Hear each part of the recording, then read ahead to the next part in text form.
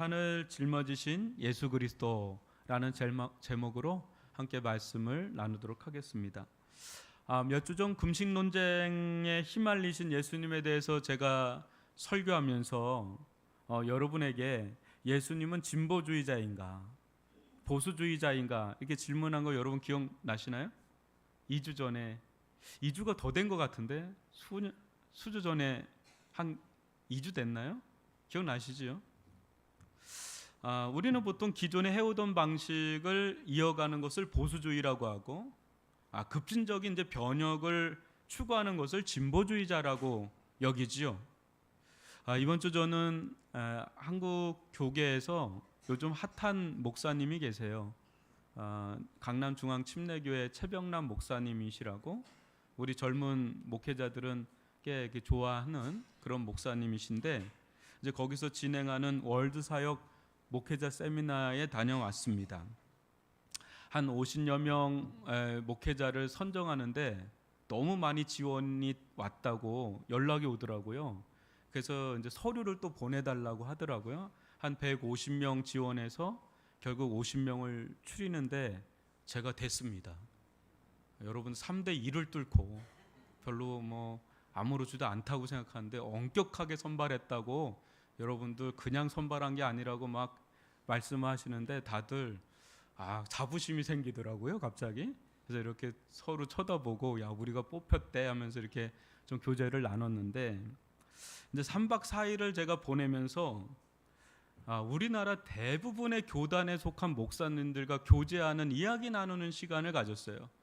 감리교, 침례교, 성결교, 장로교, 고신측, 합신측 해가지고 우리나라 교단 그렇게 많은 줄도 몰랐고 그 목사님들 전국에 계신 분들하고 3박 4일을 그냥 밤새도록 이야기하고 막 이런 시간을 좀 가졌어요.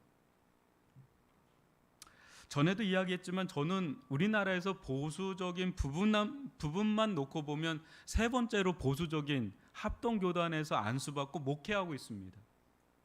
그러다 보니까 진보적이고 좀 더 자유로운 침례교 소속의 세미나에 이렇게 참석하는 것이 편하지만은 않더라고요. 제 안에 뭔가 이렇게 편견의 벽이 있는 거죠. 참고로 여러분 전 세계에서 가장 큰 개신교에서 가장 큰 교단이 어느 교단인지 아세요? 장로교인 것 같으죠? 아닙니다. 침례교입니다. 그 다음에 큰 교단이 어딘지 아세요? 오순절입니다. 순복음계통. 한국에서만 유독 장로교가 가장 크고 침례교가 약합니다. 아주 전 세계에서 이런 나라는 우리나라밖에 없다 그래요. 근데 여하튼 좀 진보적이고 크지 않은 교단에 속한 그 교회 세미나에 가는 것이 편하지는 않았지만 복음적이고 개혁주의적인 그 미국에서는 남침례교가 가장 커요. 우리나라로 보면 장로교. 거기에 크게 영향을 받은 이 목사님인지라 제가 마음의 벽을 좀 깨고 좀 가봤습니다. 가서 많은 걸 보고 배웠지만 제가 그 3박 4일 동안 있으면서 너무 놀란 것은 한국 교회는 교단이나 교파가 정말 많잖아요. 근데 교회들이 다 똑같아. 고신측인데 고신측이 제일 보수적이거든요. 고신측인데 순복음처럼 사역하는 교회가 있더라고요. 감리교인데 웨슬리안 쪽의 감리교인데 사랑의 교회 제자 훈련을 하는 교회가 많더라고요. 또 그러면서 교회에서 일어나는 일들을 얘기하는데 다 똑같아요. 성결교가 됐던 침례교가 됐던 감리교가 됐던 장로교가 됐던 어쩜 그렇게 한국 교회는 하나가 되어 있는지 똑같습니다. 뭔 문제 얘기하면 다 통해요. 그렇게 우리나라가 특별한 나라입니다. 그런데도 이렇게 나뉘어져 있는지 교단이나 교파가 무색하리 만치 그렇게 똑같아요. 교회에서 생겨나는 문제들이나 일들이. 저는 예수님은 보수주의자도 진보주의자도 아닌 제3의 길을 가신 분이라고 말씀드렸죠. 우리가 믿는 복음 또한 팀켈러가 말하는 것처럼 제3의 길입니다. 저는 이를 본질이라고 여러분들한테 전했습니다. 예수님께서 말씀하시는 말씀을 듣다 보면 이 복음은 어느 때는 굉장히 진보적이에요. 금식 안 해도 된다 그러니까 굉장히 진보적인데, 또 어떤 말씀 보면 내 마음으로 음욕을 품는 자도 음욕을 한 거다라면 되게 또 굉장히 또 보수적인 것 같은, 종잡을 수가 없습니다. 그래서 여러분, 신앙을 제대로 알지 못하면 우리는 언제든지 율법적이었다가 세속적이었다가 왔다리 갔다리예요. 교회에서는 굉장히 경건한 권사님이 세상에 나가서 그렇게 세상적이에요. 그런 경우도 너무 많고, 그러니까 복음을 알지 못하면, 본질을 알지 못하면 우리는 헷갈려요. 오늘 말씀도 마찬가지입니다. 오늘 우리가 믿는 기독교의 본질이 무엇인가? 오늘 이것을 마음을 열고 여러분 이걸 잘 들으셔야 이 복음의 본질을 깨달을 수가 있습니다. 신앙의 본질을 깨달을 수 있습니다. 자, 한번 여러분 마태복음 7장 1절로 4절인데 잘 들으셔야 돼요. 이 말씀 여러분 나가보면 굉장히 어려움게 다가올 수도 있어요. 근데 잘 들으셔야 돼요. 한번 잘 보세요. 1절로 4절을 교독으로 읽어봅니다. 다시 한번. 비판을 받지 아니하려거든 비판하지 말라. 너희가 비판하는 그 비판으로 너희가 비판을 받을 것이요 너희가 헤아리는 그 헤아림으로 너희가 헤아림을 받을 것이니라. 어찌하여 형제의 눈 속에 있는 티는 보고 내 눈 속에 있는 들보는 깨닫지 못하느냐. 보라, 내 눈 속에 들보가 있는데 어찌하여 형제에게 말하기를 나로 내 눈 속에 있는 티를 빼게 하라 하겠느냐. 예. 여러분 교회 오래 다니시고 또 성경을 많이 읽는 분이라면 이 말씀 많이 들어본 말씀일 겁니다. 그렇죠? 근데 여러분 이 말씀 그냥 들으면 여러분 어때요? 기분이 좋아져요? 아니면 기분이 안 좋아져요? 아, 그래 맞아. 우리 모두 이렇게 살아야지. 이렇게 다가오나요? 아니면 그래 주님 말씀이 맞지. 맞긴 맞는데 부담스럽네. 아니 어떻게 이렇게 살 수가 있겠어? 어떻게 비판을 한 번도 하지 않고 이렇게 살 수 있겠어? 어떻게 남의 티는 티로 보고 내 안의 걸 들보로 보겠어? 난 너무 부담스럽네. 이렇게 다가오십니까? 저는 솔직히 이런 말씀 보면 좀 후자로 다가오거든요. 부담스러워요. 비판하지 말라 그러는데 늘 비판이 그냥 입에 붙어 있으니까 마음이 불편해요. 이런 말씀 들으면. 근데 여러분들은 비판 안 하시나 봐요. 얼굴 보니까 뭐 그냥 통달하신 것 같은 느낌이 있어요. 근데 좀 부담스러워요, 솔직히. 여러분 예수님의 말씀은 율법적입니까? 복음적입니까? 율법적이지 않죠. 복음이죠, 그죠? 여러분 우리가 구원받는 건 율법을 행함으로 구원받아요? 아니면 복음을 믿음으로 구원받아요? 복음을 믿음으로 구원받죠. 그런데 예수님의 이 말씀도 율법이 아니라 복음인데 왜 이렇게 부담스럽고 엄격해 보입니까? 엄격해 보이지 않아요? 너무 부담스럽지 않아요? 예수님은 금식에 대해서는 뭐라 그러죠? 특별한 사안이 아니면 안 해도 된다 하시죠. 그 사람들이 막 예수님에게 막 야단치잖아요. 어떻게 금식을 안 할 수가 있느냐고 하는데 사람들이 하나님이신 예수님을 혼내요. 예수님 하나님이시잖아요. 예수님 금식을 안 해도 되거든요. 근데 그때 당시 사람들은 예수님 막 혼을 내요. 어떻게 금식 안 하냐고. 여러분 사람들이 맞습니까? 예수님이 맞습니까? 당연히 사람들이 맞죠. 그런데 그런 점을 보면 예수님은 금식을 안 해도 된다니까 굉장히 진보적이고 자유롭고 그런 느낌이 드는데 또 지금 이 비판에 관해서 말씀하실 때는 어떻습니까? 숨이 막힐 정도로 좀 부담스럽고 엄격하게 보이지 않습니까? 비판하지 말라. 비판하는 자는 비판을 받을 것이요. 너의 눈에 있는 티를 너에게 있는 건 들보고 남들에 있는 건 티다 하면서 막 이런 말씀하면 부담되죠. 여러분 보십시오. 어느 누가 다른 사람의 잘못은 눈에 티 정도로 보고 자신의 잘못은 들보로 보겠습니다. 들보는 기둥입니다. 돌기둥. 이게 큰 기둥입니다. 티는 요만한 티고 어떻게 그렇게 보겠습니까? 우리는 거꾸로 보지 않아요? 대부분 거꾸로 보지 않나요? 남의 잘못은 얼마나 크게 보입니까? 그죠? 얼마나 큰지 아주 조목조목 찾아냅니다. 뭐 저 집사님은 뭐 저 권사님은 저 장로님은 저 목사님은 요게 문제고 요게 문제고 요게 문제고 아주 고성능 현미경을 가지고 뭐 만원경처럼 돋보기처럼 얼마나 잡아내는지 정확해요. 또 틀림없어요. 그러나 정작 자신은 잘 못 봅니다. 그래서 어느 순간에 그러잖아요. 나는 누구지? 내가 누군지를 모르겠는 거예요. 어느 때는 내가 여태까지 30년, 50년, 60년을 살았는데 내가 나를 모르겠는 거야. 근데 남은 너무 잘 알겠는 거야. 이게 우리들이란 말이죠. 또 다른 사람들에게는 야박해도 자신에게는 얼마나 후합니까? 그죠? 나는 옳은데 쟤는 왜 저 모양 저 꼴이야 막 하면서 막 이야기를 합니다. 주님은 남들에 대해서는 조그맣게 보고 자신에 대해서는 크게 보라고 똑바로 보라고 하는데 우리는 거꾸로 보기가 일쑤죠. 남들의 문제는 크게 보고 나는 조그맣게 보는 게 우리들이란 말이죠. 그러다 보니 이런 말씀을 또 듣고 또 순종하려면 얼마나 마음에 부대끼고 힘들고 이게 순종하기 어려운 말씀인지 몰라요. 네. 여러분 트럼프 대통령이 당선되면서 세계적인 현상이 생겼는데 양극화된 분열 현상입니다. 진보와 보수가 늘 있었지만 오늘날처럼 세계적으로 이렇게 양극단으로 양분화된 거는 없었습니다. 그래서 우리나라도 언제 이게 두 쪽으로 나뉠 것 같은 위기를 느낄 때가 있어요. 너무 대립이 너무 심하니까. 또 전 세계적으로도 무슨 일이 터져도 막 터질 것 같은 그런 불안함이 막 느껴지는 시대가 바로 오늘날 우리들이 살고 있는 이 시대란 말이에요.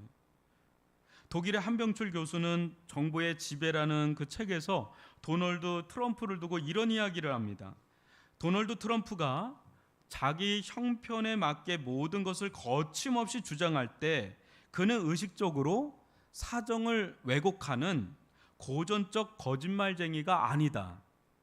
오히려 그는 진실에 아랑곳하지 않는다. 사실맹이자 실제맹인 사람은 거짓말쟁이보다 진실을 더 크게 위협한다. 무슨 말이냐면 트럼프는 고전적인 거짓말쟁이가 아니라는 거예요. 보통 정치인들이 막 거짓말을 하고 그러잖아요. 그런 자가 아니라 진실에 아랑곳하지 않는 자라는 거예요. 이게 무슨 말이냐면 여러분 문맹인이 있잖아요. 글자를 모르는 사람을 문맹인이라 그러잖아요. 근데 한병철 교수는 트럼프에 대해서 사실맹, 실제맹, 무슨 말이냐면 사실을 보고 실제를 보는데 그거에 대해서 맹인이라는 거예요. 못 읽는다는 거죠. 그러면서 가짜 뉴스를 더 신념하는 믿는 사람이라는 거죠. 그러다 보니까 가짜 뉴스는 진짜가 아니잖아요. 사실이 아니잖아요. 근데 트럼프를 따르는 사람이 그 미국의 반 정도가 돼요. 그러니까 나라가 두 쪽으로 나뉘는 거죠. 그러면서 트럼프처럼 사실이 아닌 가짜를 진짜로 믿는 겁니다. 그러면서 이제 양분화되면서 민주주의의 위기가 온다는 것을 얘기를 하는 거예요. 여러분, 저는 일리 있는 분석이라고 보는데 제가 이 이야기를 하는 이유는 거대 담론이라고 할 수 있는 이 사회 현상이나 매일 우리가 몸 부대끼면서 뭐 살아가는 직장 또 가정 거기서 타인의 허물은 들보로 보고 또 나의 허물은 티로 보지 타인의 허물은 티로 보고 나의 허물은 들보로 보는 그런 일은 별로 없다는 거예요. 그렇지 않나요? 이런 가정에서 우리는 서로에게 상처를 주기도 하고 받기도 하면서 어떤 다툼도 일어나고 분쟁도 일어나고 막 그렇게 치고받는 일들이 막 일어난단 말이에요. 여러분, 티와 들보 전쟁은 우리 안에서 지금도 끊임없이 일어나는 전쟁입니다.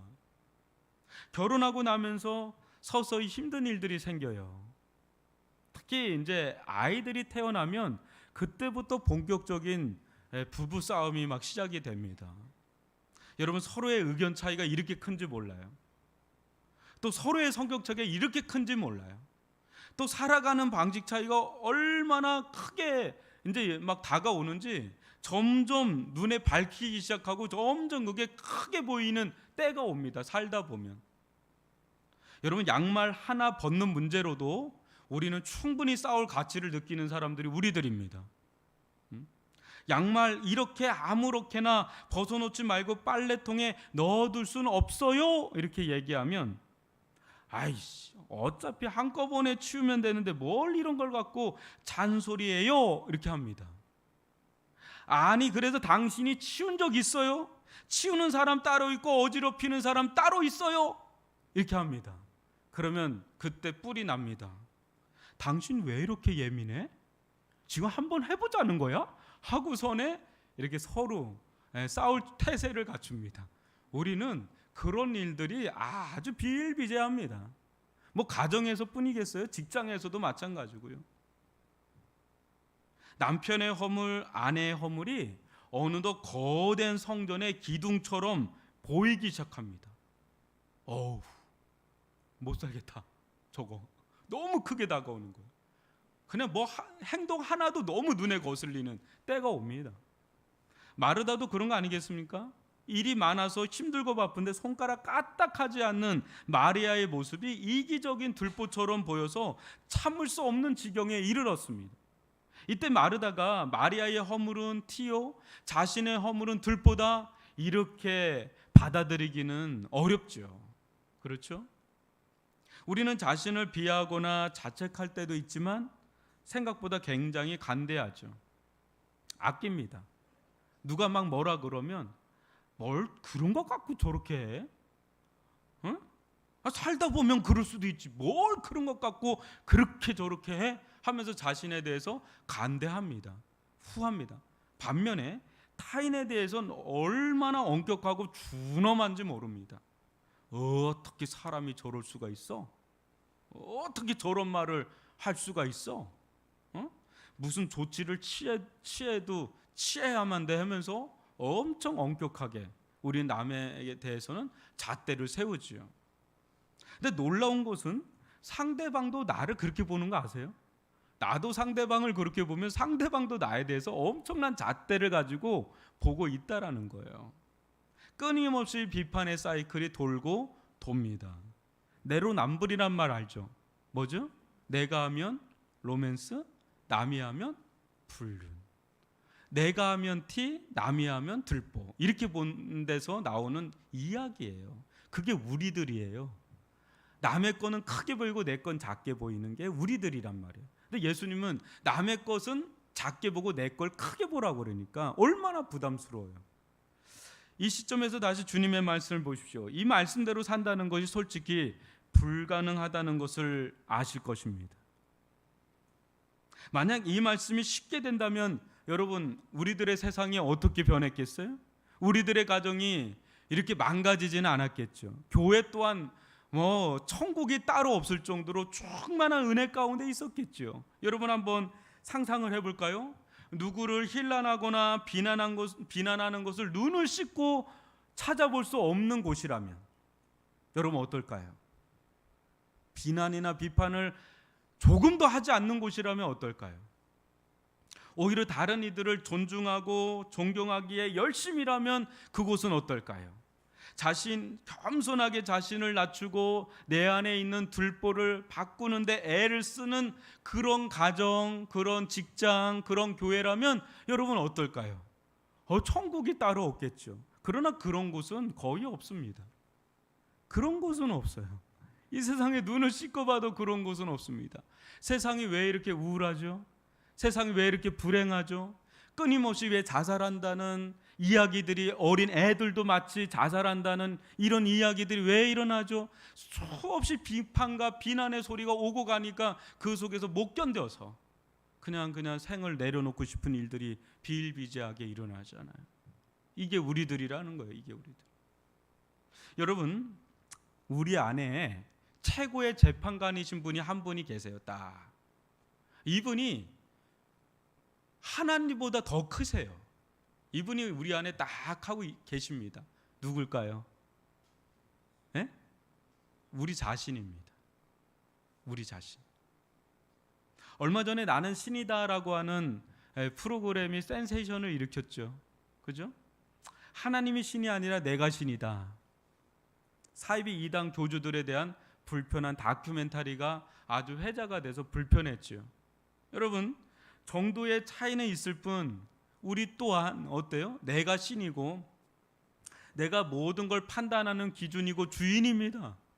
살아보면 그렇습니다. 가정에서도 하나님이 주인이라고 말은 하지만 실상은 누군가 파워를 자랑하는 사람이 있기 마련이고, 사회에서도 마찬가지고 교회에서도 마찬가지고 누군가는 그렇게 합니다.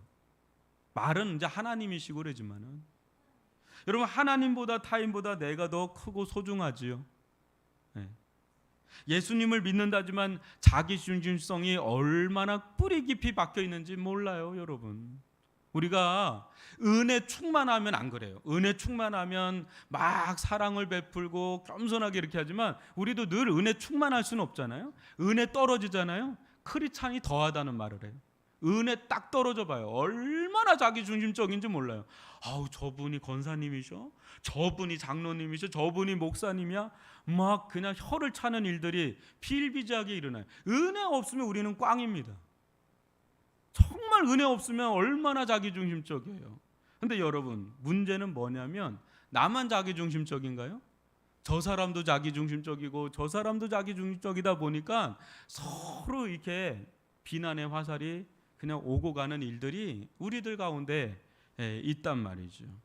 여러분, 여기에서 인생들의 비극이 시작됩니다.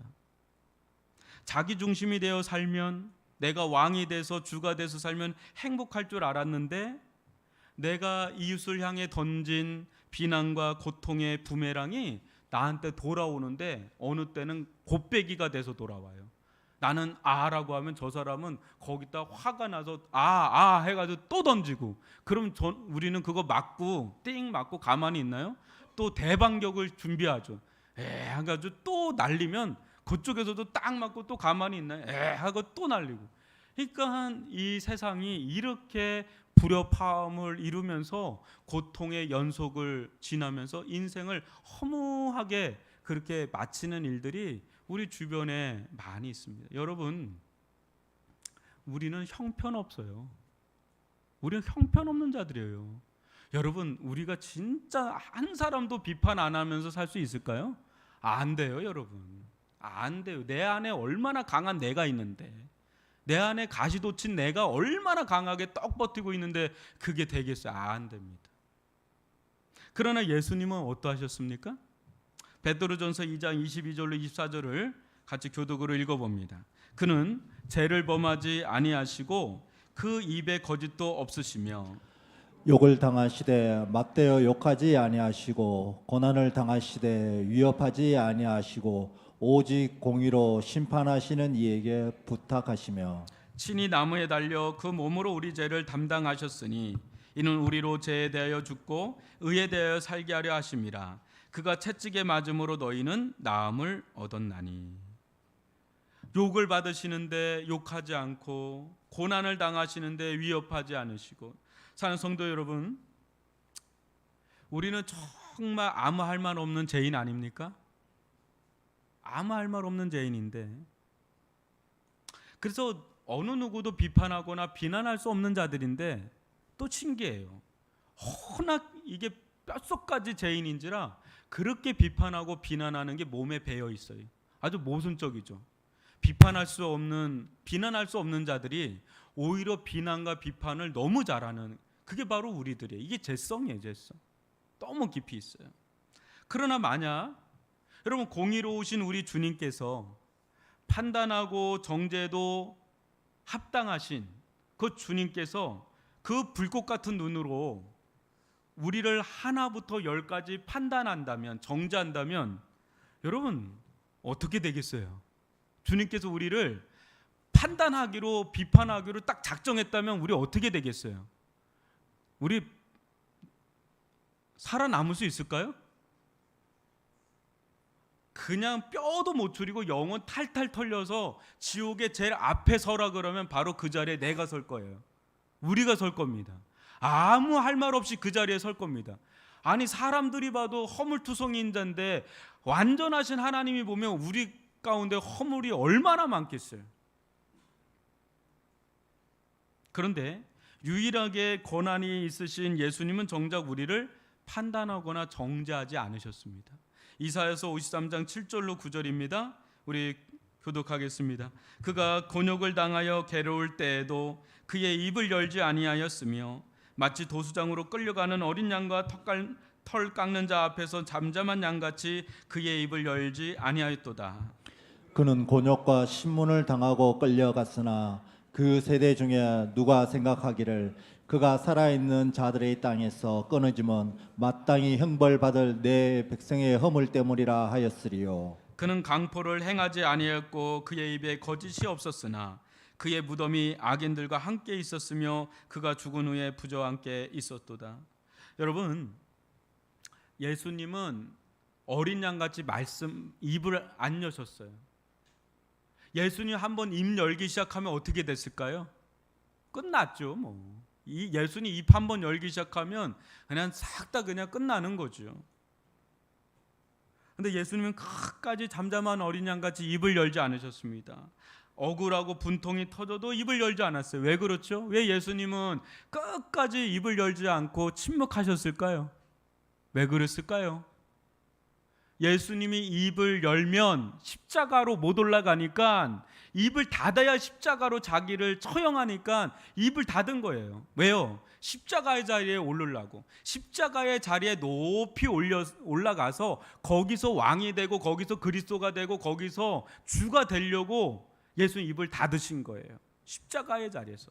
근데 여러분, 십자가의 자리는 어떤 자리입니까? 우린 높이 올라가고 싶잖아요. 예수는 높이 올라가셨어요. 십자가의 자리에 올라가셨는데 그 십자가의 자리는 어떤 자리입니까? 욕이란 욕은 다 받는 욕받이 자리죠. 비난이란 비난은 다 받는 비난의 자리죠. 심지어는 하나님도 우리에게 쏟을 그 비난의 말, 그 정죄의 말, 그 심판과 저주와 형벌의 말을 우리에게 쏟아야 되는데 누구에게 다 쏟죠? 예수님께 다 쏟아붓죠. 한 방울도 남김없이 다 쏟아붓죠. 그 자리가 십자가의 자리입니다. 그 자리가 십자가의 자리예요. 여러분, 일이 힘들어서 힘든 게 아니에요. 누군가에게 말 한마디 상처받는 말 딱 하잖아요. 아무것도 못해요. 너무너무 힘들어요. 마음이 힘들면 다 힘든 거예요. 근데 마음이 왜 힘들어요? 말 한마디에 다 상처받아요. 비난하는 말, 정죄하는 말 듣고 할렐레 하는 사람 누가 있어요?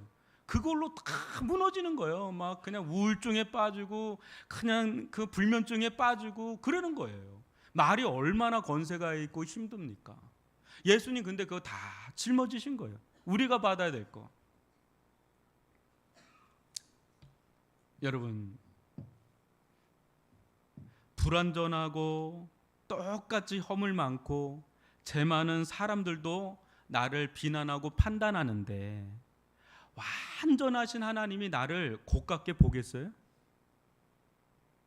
아니, 허물투성인 우리들도 서로 비난하는데 완전하신 하나님이 나를 보면 조 목사야, 너는 이렇게 완전하냐 이렇게 보겠어요?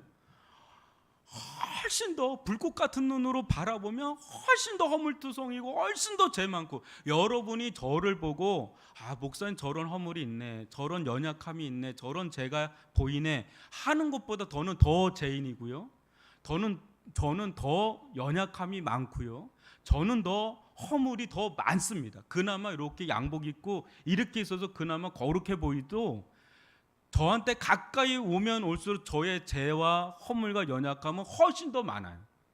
제 속에 들어오면 더 많아요. 그러니까 제 속을 다 들여다보는 불꽃 같은 하나님은 얼마나 저를 정죄하고 판단할 게 얼마나 더 많겠어요. 그렇지 않겠어요? 그런데 하나님은 저에게 쏟아부어야 될 비판과 비난과 정죄와 판단을 저에게 쏟아붓지 않고 예수님께 다 쏟아부으신 거예요. 한 방울도 남기지 않고. 그러니까 제가 살고 있지, 안 그랬으면 저는 끝난 거예요. 그 한 방울만 떨어져도 전 끝난 거예요. 여러분, 우리는 은혜로만 사는 줄 믿습니다. 여러분, 우리가 의롭습니까?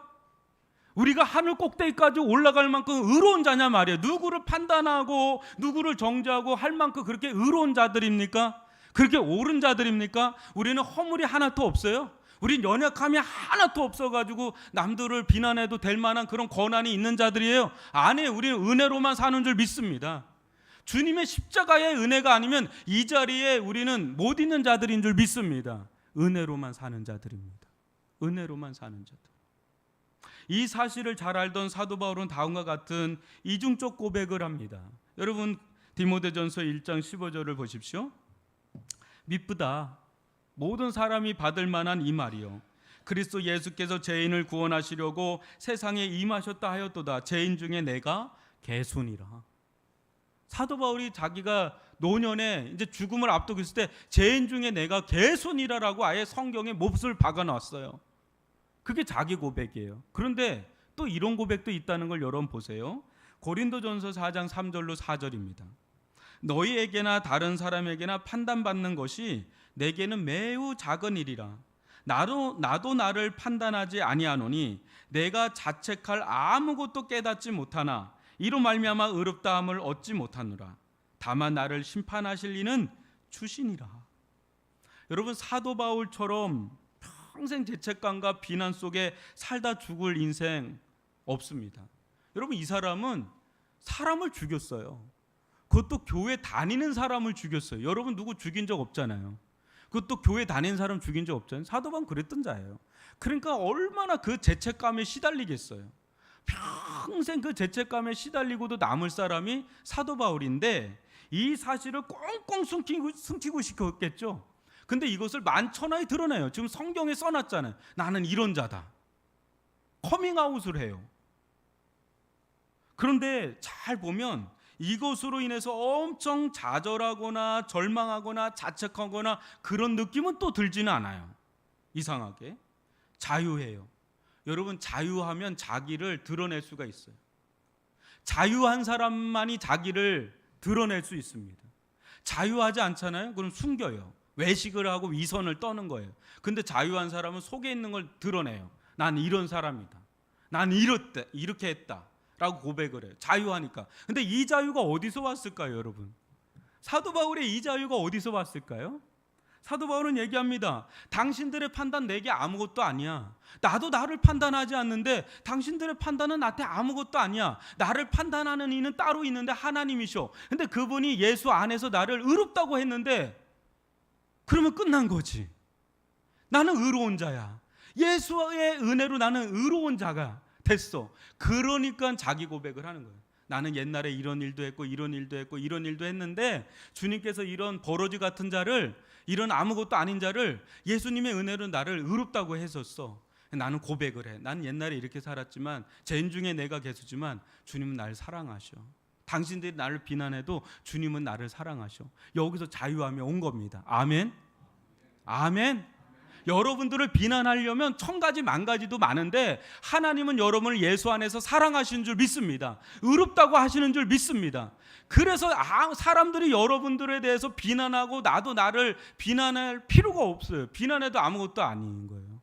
왜? 하나님이 최종 권위자인데 그분이 나를 의롭다는데 누가 비난을 하겠어요? 그 비난은 아무것도 아니다라는 그 고백을 지금 하고 있는 겁니다. 그러면 그 상처도 이겨낼 수 있겠죠. 그죠? 수많은 사람들의 비난 속에서도 비판 속에서도 살 수가 있겠죠. 여러분 수많은 연예인들이 왜 자살해요? 왜 생을 끊죠? 그 비판을 못 이기는 거예요. 나는 아무것도 아니야. 나는 정말 진짜 나 같은 사람 살면 뭐해? 이런 생각이 드는데 예수님은 아니에요. 만인이 너를 비판해도 나는 널 사랑한다.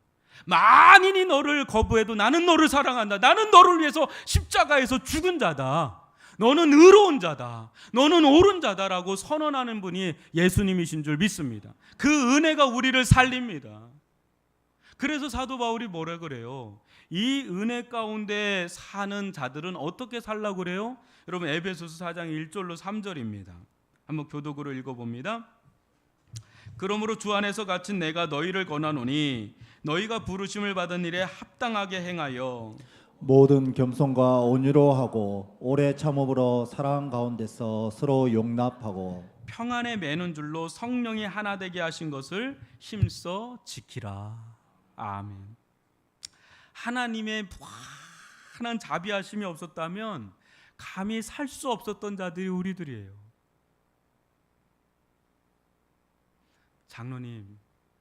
장로님보다 훨씬 하나님의 은혜가 아니면 저는 살 수가 없는 자입니다. 저는 장로님보다 훨씬 죄인이기 때문에 더 많은 은혜가 자비가 필요한 자입니다. 권사님보다 제가 훨씬 더 죄인이기 때문에, 들보 같은 죄인이기 때문에 더 많은 은혜가 필요하고 더 많은 자비가 필요한 자입니다. 권사님이 저보다 훨씬 낫습니다. 이렇게 고백하는 자들이 그리스도인들인 줄 믿습니다. 그러니까 주님의 무한한 자비와 은혜가 아니면 우리의 이 죄 많은 이 연약함을 어떻게 감당해요? 그걸 아니까, 주님의 은혜로만 사는 자인 걸 아니까 어떻게 됩니까? 겸손해질 수밖에 없어요. 온유해질 수밖에 없어요. 어느 누구도 다 포용하고 어느 누구도 다 용납할 수 있는 그릇이 되는 거예요. 왜? 나는 정말 들보같이 큰 잿덩어리거든요. 남들은 그냥 티 정도밖에 안 될 정도고 나는 너무 큰 죄인이거든요. 그러니까 그 은혜를 너무 많이 받은 자기 때문에 남들을 품고 용납할 수 있는 거예요. 근데 이게 나만 그런 게 아니라 장로님도 저를 그렇게 보셔야 돼요. 목사님보다 저는 너무 죄인입니다. 더 많은 자비가 필요한 자가 접니다. 목사님이 저보다 훨 낫습니다. 이렇게 서로 이야기를 할 때 그때 온유한 공동체, 그때 겸손한 공동체, 그때 사랑의 공동체, 평안의 공동체가 되는 줄 믿습니다. 근데 어느 순간에 은혜로 구원받은 사람들이 어느 순간에 네가 낫냐, 내가 낫냐 막 이렇게 하다 보면 이거는 이제 자기가 주가 되고 자기가 의로워서 그 자리에 있는 재판관처럼 하면 그때는 그냥 비난에 그냥 부메랑이 막 그냥 올라가네 이러고 막 그러는 거예요. 요번에도 가니까 어떤 교회는 뭐 분쟁이 4번, 3번까지 막 오는데 그래가지고는 교회가 안 돼요. 근데 그게 다 잠잠해지고 서로 용납하고 아닙니다, 제가 잘못했습니다, 아유, 그냥 존중해주고 존경해주고 아주 젠틀하게 하니까 하나님이 여기저기서 막 사람들을 보내는데 갑자기 그냥 막 교회가 막 일어서더래요. 우리 교회가 그런 교회가 될 수 있기를 바랍니다. 여러분, 우리들 알고 보면 얼마나 허물이 많아요. 서로 많은데 여러분, 그거는 허물은 어떻게 하라고요? 덮어주고, 남의 허물은 어떻게 보라고요? 티로 보고, 그 다음에 나의 모습은 크게 보면서 온유함과 겸손함으로 또 존중하고 존경하면서 이 부분은 이런데 좀 목사님 이 부분은 이렇게 하면 좀 어떻게 생각하시는지요? 하면 맞습니다, 그런 부분이 있네요 하면서 겸손하게 온유함으로 나가면 안 될 것도 되는데 이렇게 하고 막 이래봐요. 그럼 될 것도 안 되는 거예요. 그런 은혜가 우리 공동체 가운데 풍성할 수 있기를 주님의 이름으로 축원합니다. 여러분, 우리는 은혜로만 삽니다. 오직 은혜로만 삽니다. 은혜 아니면 우리는 이 말씀 순종 못합니다. 그죠? 근데 은혜가 충만하면 비판하지 않아요. 그래서 내 안에 있는 게 들보처럼 보이고 남의 거는 남은 생각도 안 해. 내 문제가 너무 크니까 이거 빨리 변화시키고 성장하고 성숙해져야 되는데 이거 고민하면서 살거든요. 그때 내가 변화되잖아요. 내가 성장하잖아요. 그러면 내 가정도 변하고 교회도 변하고 내 주변도 변하기 시작하지, 남들 고치려고 하면 소용없어요. 한 100년 지나봐요. 남들이 고쳐지나 안 고쳐지지. 내가 변하는 게 훨씬 낫죠. 은혜가 나를 변화시킵니다. 은혜가 나를 변화시킵니다. 이 은혜가 우리들 가운데 충만하기를 주님의 이름으로 축원합니다. 기도하겠습니다. 사랑의 하나님,